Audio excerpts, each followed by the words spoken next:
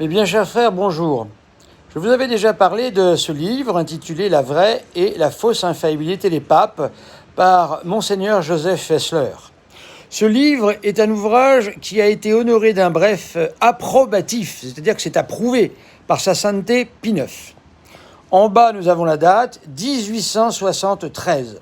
C'est donc, je pense, le premier livre équipé d'une approbation de sa sainteté le pape Pie IX qui aborde cette question.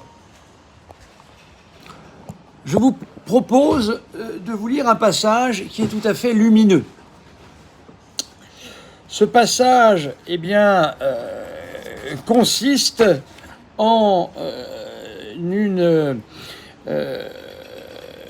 interprétation et des réponses qui sont données par rapport à une bulle pontificale qui aborde cette question. Je lis donc le commentaire approuvé par le pape Pie IX. C'est un des cas que les théologiens ont en vue lorsqu'ils disent que le pape, écoutez bien, peut errer comme personne privée, homo privatus. Dans une question de foi, si on le considère simplement comme homme avec son opinion purement humaine sur une doctrine de foi.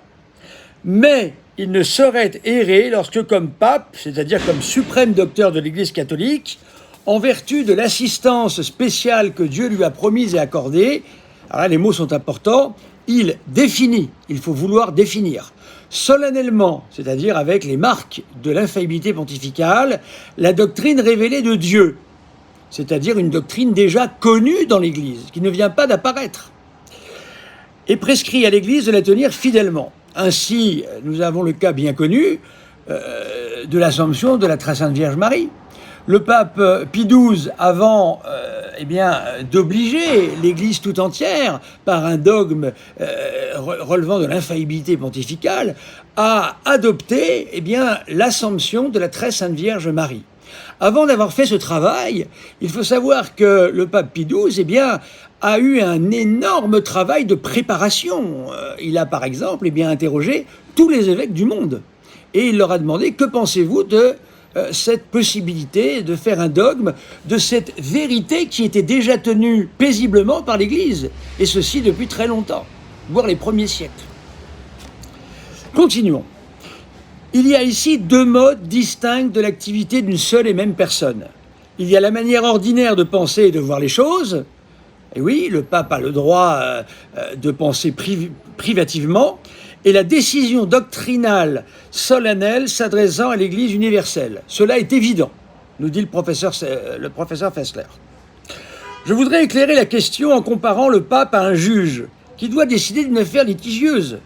Ce juge peut avoir son opinion particulière et la manifester en dehors du tribunal. Et cette opinion peut être très différente de la sentence. Et pourtant, il n'y a de décisif dans l'affaire que le jugement qu'il prononce à son tribunal. Jugement qui d'ailleurs n'est assurément pas infaillible, dans le cas du juge bien sûr. Mais on voit clairement par cet exemple qu'un individu qui est investi d'une fonction publique peut parfaitement être distingué dans ses opinions et ses paroles comme homme, et dans ses décisions et ses actes comme magistrat. Eh bien c'est la même chose pour le pape. Il peut parler privativement ou privément, je ne sais pas ce que l'on dit précisément. À ce moment-là, ça n'engage en rien l'infaillibilité pontificale, mais dès lors que les formes sont là, dès lors que la manière d'engager la formulation est précisément là, dès lors que c'est une doctrine déjà reçue et connue dans l'Église, on ne peut plus y toucher. Et l'infaillibilité, ici, est au service de l'Église. Chers amis, merci de m'avoir entendu sur cette question très importante qui, je pense ici, règle parfaitement la question. Puisque même le professeur Fessler va jusqu'à dire que c'est évident. Il parle d'une évidence. Je vous salue Marie, pleine de grâce. Le Seigneur est avec vous. Vous êtes bénie entre toutes les femmes. Et Jésus, le fruit de vos entrailles, est béni. Sainte Marie, Mère de Dieu, priez pour nous pauvres pécheurs, maintenant et à l'heure de notre mort. Amen.